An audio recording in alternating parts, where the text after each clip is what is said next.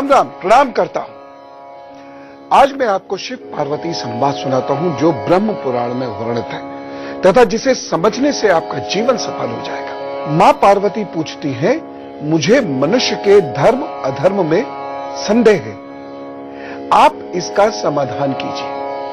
देव, मैं आपसे जानना चाहती हूं कि कौन से कर्म करने से मनुष्य को स्वर्ग की प्राप्ति होती है और कौन से कर्म करने से मनुष्य को नरक की प्राप्ति होती है।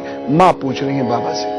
भगवान शिव ने इस प्रश्न का जो उत्तर दिया वह मैं आपको सुना रहा हूं। भगवान कहते हैं कि जो लोग धर्म परायण हैं, शांत हैं, प्रलय तथा उत्पत्ति के तत्व को जानने वाले, जो मैंने आपको बताए थे, देखिए, जिनके संशय नष्ट हो गए, यानी ज्ञान जिन्हें प्राप्त हो गया है।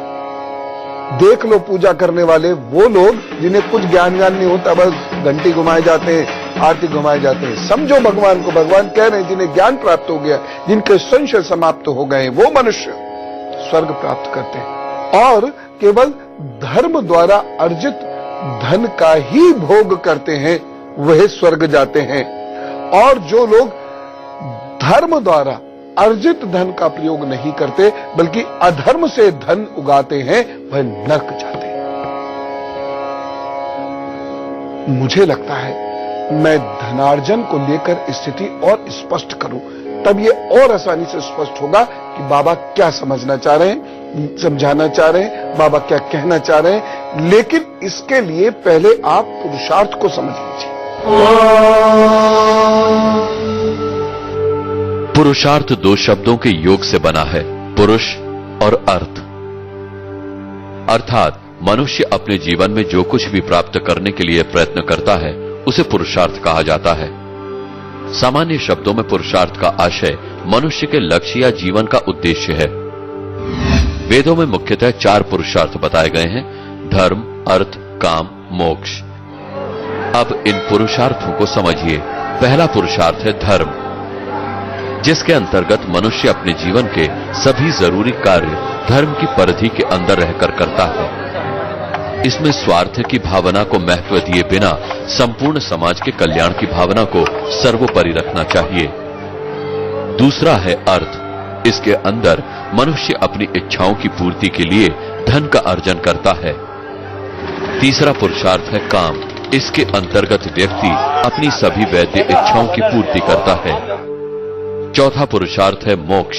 इसमें जीवन के सभी बंधनों से मुक्ति के लिए मनुष्य प्रयत्न करता है। व्यक्ति अपने जीवन में ईश्वर के मार्ग से दूर न हो, इसके लिए अर्थ और काम को मध्य में रखते हुए धर्म को पहले और मोक्ष को अंत में रखा गया है। इन चारों पुरुषार्थों का संबंध हमारे चारों आश्रम से भी है। पुरुषार्थ समझ में आ गया? अब आप पंच विकार को समझ लीजिए। इन दोनों को समझे बिना आप धन को समझ नहीं सकते। तो चलिए अब पंच विकार को समझते हैं। गीता में भगवान श्री कृष्ण ने अर्जुन को पंच विकारों के बारे में बताया है। वो पंच विकार हैं काम, क्रोध, मद, मोह और लोभ। अगर किसी भी व्यक्ति में ये विकार हैं तो उसका पतन सुनिश्चित है। वो जीवन में हमेशा परेशान रहेगा और मृत्यु के उपरांत भी उसे नरक की ही प्राप्ति होगी। हमारे शास्त्रों में इन्हें दूर करने के उपाय भी बताए गए हैं। अब इन विकारों के बारे में विस्तार से समझिए। साथ ही ये भी समझिए कि इन विकारों का नाश किस प्रकार करें। काम की उत्पत्ति हमारे शरीर से होती है। इसके नियंत्रण के लिए मनुष्य को अपनी इंद्रियों को नियंत्रित करना पड़ता है। दूसरा विकार है क्रोध। क्रोध की उत्पत्ति हमारे मन से होती है। क्रोध का नियंत्रण हम प्राणायाम व ध्यान के माध्यम से कर सकते हैं। लोभ का जन्म हमारे चित्त से होता है, अतः इसके नियंत्रण से मनुष्य को अपना चित्त शांत रखना चाहिए और ईश्वर की आराधना प्रतिदिन करनी चाहिए। चौथा विकार है मोह। मोह का जन्म जिजीविषा अर्थात जीवन जीने की आकांक्षा से है। व्यक्ति अगर निष्काम भावना से कर्म करे तो वो मोह के प्रभावों को दूर कर सकता है। पांचवा और सबसे अंतिम विकार है मद यानी अहंकार। अहंकार की भावना मनुष्य के भावों में उत्पन्न होती है, अतः इसे नाश के लिए मनुष्य को समाधि की अवस्था में जाने का प्रयास करना चाहिए। जिससे उसे ईश्वर की उपस्थिति का आभास हो और वो ये समझ पाए कि ईश्वर ही सर्वशक्तिमान है। धर्म क्या है? धर्म इज नॉट रिलीजन।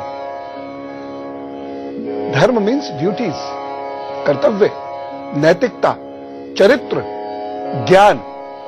ये धर्म है। जिसको आप धारण कर सकते हैं वह धर्म है। अब यदि आप सुबह से शाम तक पूजा कर रहे हैं, लाखों करोड़ों रुपए का चंदा दे रहे हैं, लेकिन आप धनार्जन भ्रष्टाचार से, धोखाधड़ी से कर रहे हैं, जो सामान 5 रुपए का उसे 50 रुपए में बेच के कर रहे हैं, जो सामान है उसकी असलियत ना बताते हुए उसके बारे में झूठ बोलकर दूसरे से धन अर्जन कर रहे हैं, तो क्या स्वर्ग में जाएंगे? कितनी भी पूजा आप कर लो, स्वर्ग मिलेगा? नहीं मिलेगा। यही बाबा मां को समझा रहे हैं। समझा तो हमें रहे हैं, मां को समझने की क्या जरूरत थी? मां पार्वती सब जानती है, अपनी योग माया से सब समझ सकती थी। ये प्रश्न मां ने हम बच्चों के लिए पूछा। बाबा आगे कहते हैं, कर्मों के बंधन से मुक्ति स्वर्ग का रास्ता है। जो लोग दयालु हैं, अहिंसक हैं, प्रिय अप्रिय को समान समझते हैं, पराये धन और पराई स्त्री से दूर रहते हैं, वे लोग स्वर्ग जाते हैं। शिव आगे कह रहे हैं, जो वासना से दूर रहते हैं वे स्वर्ग जाते हैं। ये 5 बातें याद रखिए, शिव जी स्वयं कह रहे हैं। शिव जी की तो मान लीजिए। दान, सत्कर्म, तपस्या, शील और शौच। यह शौच का मतलब केवल टॉयलेट नहीं है, सफाई से है, तन की सफाई, मन की सफाई, इसका ये है शौच का अर्थ। ये नियम है, अष्टांग योग के नियम में शौच आता है।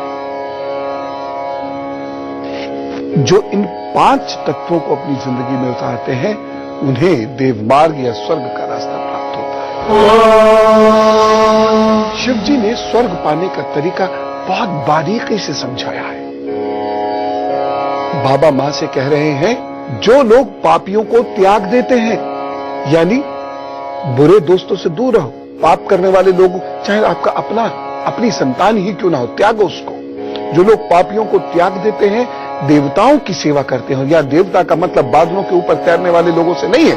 देवता का मतलब है जिस व्यक्ति पर जो है वह सब लुटा देता है, देता है, जो देता है सो देवता है, वह मतलब है। कोई मनुष्य भी उस स्थिति में जाकर देवता हो सकता है। यह जानना बहुत आवश्यक है। क्या वास्तव में कुछ स्थान है जहां स्वर्ग होता है या स्वर्ग कहलाया जाता है और मनुष्य मृत्यु के बाद वहां पहुंचता है और जीवन का आनंद उठाता है, या ऐसी कोई जगह होती है जहां मनुष्य मृत्यु के बाद जाता और भयंकर कष्ट उठाता है और उसे हम उस जगह को कहते हैं नरक? मृत्यु के बाद स्वर्ग और नरक की कल्पना है ना, तो ये मृत्यु क्या है? क्या होती है मृत्यु? जीवन ना होना, सांस ना होना, शरीर में हरकत ना होना, हृदय नहीं चलना, पर ये तो मृत्यु के लक्षण है। मृत्यु क्या?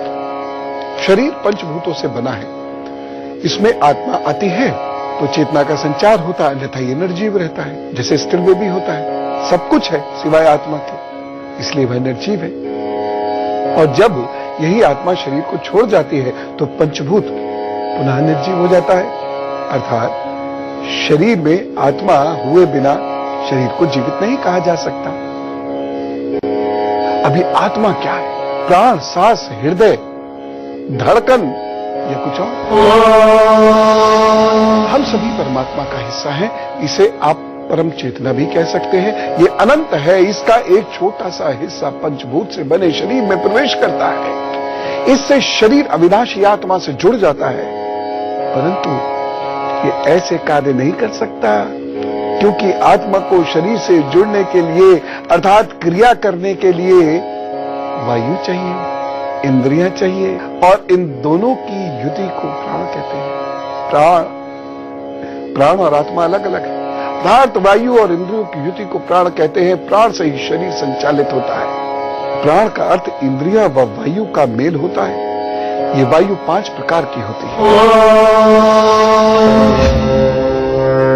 वायु के 5 प्रकारों में प्राण, अपान, समान, उदान और पांचवा व्यान शामिल है। आत्मा बुद्ध स्थान से परमात्मा से जुड़ी रहती है तथा प्राण नाम से परम प्राण से जुड़े रहते हैं। जब ये प्राण वायु और इंद्रियों का संबंध पूर्णतः टूट जाता है, या ये कहें कि हमारा भौतिक शरीर जब प्राण को धारण नहीं कर पाता तो प्राण निकल जाते हैं, या वायु फिर वापस नहीं आती, जिससे हमारे शरीर के हिस्से बाल और नाखूनों को छोड़कर कोई अंग काम नहीं कर पाते। बड़ा रुचिकर प्रश्न है और आप में से बहुत सारे लोगों की ये जिज्ञासा है कि मृत्यु के बाद क्या होता है। मृत्यु के बाद एक निश्चित यात्रा शुरू होती है जो अनेक चरणों से गुजरती है, और इसका सर्वोत्तम चरण है आत्मा अर्थात अणु का परम आत्मा अर्थात परम अणु में विलय हो जाना, और विलय हो जाने की क्रिया को हम कहते हैं मोक्ष या वैकुंठ गमन। यह स्वर्ग है। उससे नीचे आत्मा की अवस्था होती है शरीर को प्राप्त करना। समझ रहे ना मेरी बात को? थोड़ी गहरी बात बता रहा हूं आपको, लेकिन एक बहुत बड़ा रहस्य उजागर हो रहा है। विलय हो गया आत्मा का परमात्मा में, मोक्ष प्राप्त हो गया, और मोक्ष मरने से पहले ही डिसाइड होता है, ये मैं मानता हूं। वो मोक्ष हो गया आपका। लेकिन मृत्यु के बाद अब आत्मा अगर विलय नहीं हो रही है तो क्या? तो वह शरीर पाने की चेष्टा करती है। आत्मा शरीर के बिना नहीं रह सकती। शरीर, इंद्रियां और आत्मा ये तीनों मिलकर जीवन बनता है। इसमें फिर वायु आती है जिसे हम प्राण कहते हैं, और तब क्रियाएं प्रारंभ हो जाती हैं। तो यानी शरीर, इंद्रिय, आत्मा और प्राण वायु ये सब जब मिलती है तो हम हंसते हैं, गाते हैं, बोलते हैं, आदि आदि क्रियाएं करते हैं। अब आत्मा शरीर प्राप्त करना चाहती है। उसकी दो अवस्थाएं होती हैं। एक तो वह जिससे मनुष्य को सीधे शरीर प्राप्त हो जाता है, तथा दूसरी वह जिसमें मनुष्य किसी अन्य योनि में नहीं जाता। शरीर प्राप्त हो गया बिना किसी योनि में जाए, सीधे शरीर मिल गया। एक तो विलय हो गया था, मोक्ष हो गया, बात खत्म हो गई। दूसरा मोक्ष नहीं हुआ, यानी आत्मा उतनी श्रेष्ठ नहीं थी, गुण संस्कार उतने श्रेष्ठ नहीं थे, कर्म उतने श्रेष्ठ नहीं थे, तो अब आत्मा शरीर ढूंढ रही है। अब उसमें दो क्रियाएं हो रही हैं। एक तो सीधा शरीर मिल गया मनुष्य का, लेकिन उससे नीचे के अगर कर्म है, अगर श्रेष्ठ कर्म है तो सीधा मनुष्य शरीर मिलेगा। लेकिन यदि उतने श्रेष्ठ कर्म नहीं है तो मनुष्य 84 लाख योनियों को भोगता है और फिर मनुष्य योनि में जन्म लेता है। ये नरक है। ये जो 84 लाख योनि भोगा है, ये नरक है।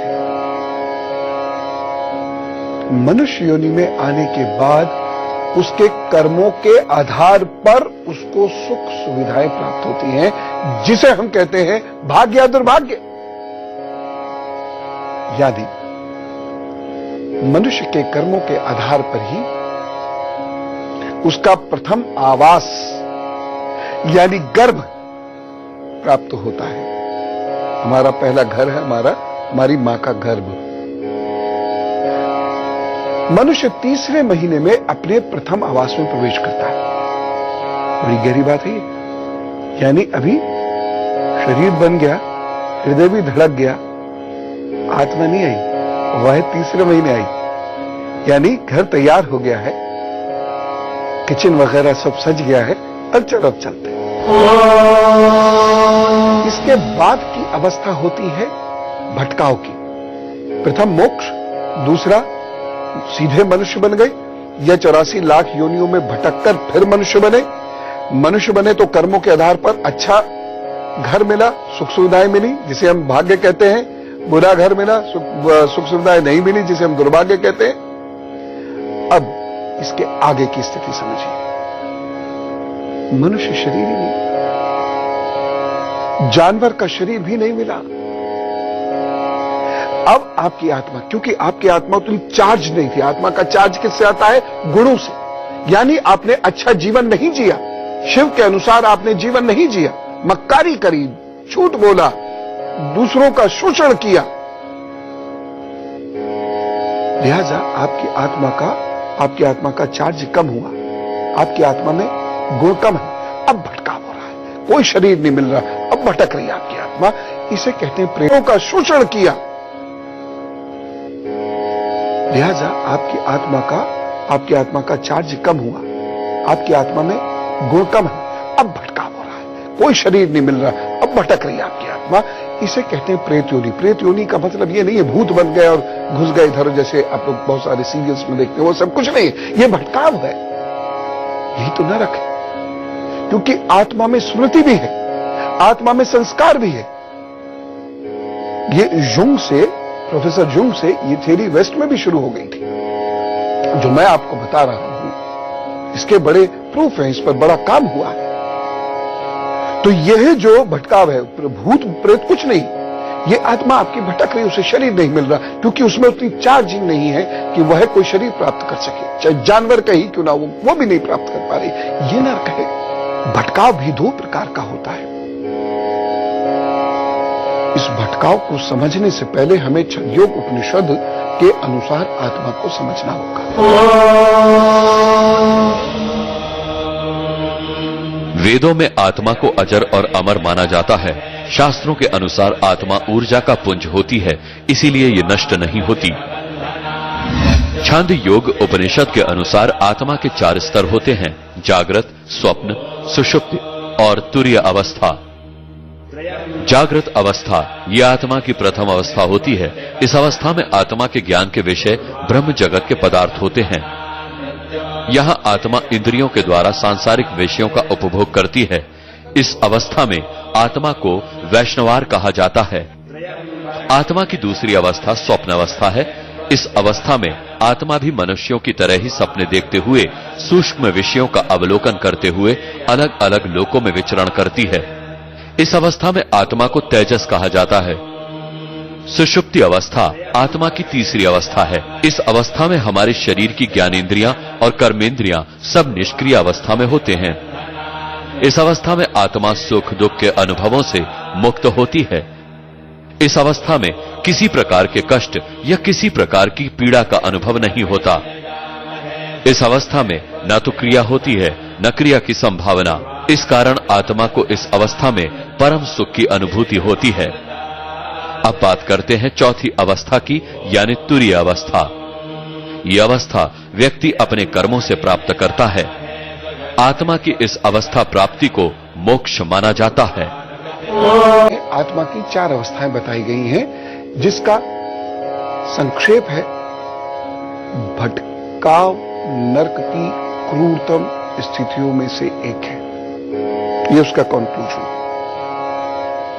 चाहे वो भटकाव शरीर के साथ हो, चाहे वो भटकाव बिना शरीर के हो, यदि आपके अंदर भटकाव है तो आप नरक भोग रहे हैं। अब मेरी बात को अपनी रोजाना की जिंदगी से जोड़कर देखिए। फर्ज कीजिए एक विद्यार्थी है, मैं क्या करूं आगे, कॉमर्स लूं, साइंस लूं। जिस वक्त ये सोच रहा होता है मैं इस कॉलेज में जाऊं कि उस कॉलेज में जाऊं, जिस वक्त ये सोच रहा होता है वह भटक रहा होता है। क्या बीत रही होती है, दिन रात नींद नहीं आती, किसी ना किसी से पूछें कि मैं क्या करूं, उसके लिए वो भटकता है, उसके पीछे पड़ा रहता है, खड़ा रहता है घंटों उसके द्वार पर कि मुझे बता दो भाई मैं क्या करूं। होता है। उस अवस्था को देखिए जिसमें घर नहीं है, भविष्य कुछ नहीं समझ में आ रहा, क्या करेंगे, कैसे करेंगे। और उस वक्त आपके अंदर जो चिंता होती, जो घबराहट होती है, आपका जो हृदय की धड़कनें बढ़ने लगती हैं, वो भटकाव की। और ये तो बहुत छोटी स्थिति बता रहा हूं। नरक ये होता है कि नहीं होता उस वक्त समय आपका। यानी ऐसी स्थिति कि हम जब सुबह अपने घर से निकले तो थोड़ी देर बाद ये भूल जाए कि हम कहां से आए थे, सड़क पर खड़े क्यों हैं, और ये भी भूल जाए कि हम शाम को 6 बजे के बाद लौट के जाएंगे कहां। और उस वक्त जो मानसिक स्थिति होगी, सोचिए, उससे भी कई 100 गुना ज्यादा भटकाव ये है जो मुझे मेरा उद्देश्य नहीं मालूम। और इसलिए जो साधु संत है या जो विद्वजन है या जो बहुत जो पूजा में रमे हुए लोग हैं, उन्हें मालूम है उनका जीवन का उद्देश्य क्या है। वो निश्चिंत रहते, शरीर के कर्म करते हैं, गृहस्थी के कर्म करते हैं, बावजूद उसके बड़े निश्चिंत रहते हैं। यही कर्मों के बंधन से मुक्ति, ये उद्देश्य की प्राप्ति से आती है। चाहे वो शरीर के साथ का भटकाव हो, चाहे वो शरीर के बिना भटकाव हो, भटकाव नरक की स्थिति है, इसलिए अपने जीवन का उद्देश्य पता कीजिए। जिसको ये पता हो जाता है वह अपने जीवन को जीते जी ही स्वर्ग बना लेता है। कोई स्पेसिफिक जगह नहीं है स्वर्ग और नरक। यही भटकाव से मुक्ति स्वर्ग है और यही भटकाव की स्थिति नरक है। यहीं पर स्वर्ग नरक है और मृत्यु से पहले आपका मोक्ष डिसाइड हो जाता है। यही बाबा समझा रहे हैं।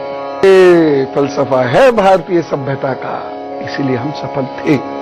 लेकिन आज धन आ रहा है रोगों के साथ और तनाव के साथ। तो भारत माता के रास्ते पर चलना होगा और जोर से बोलना होगा, भारत माता की जय।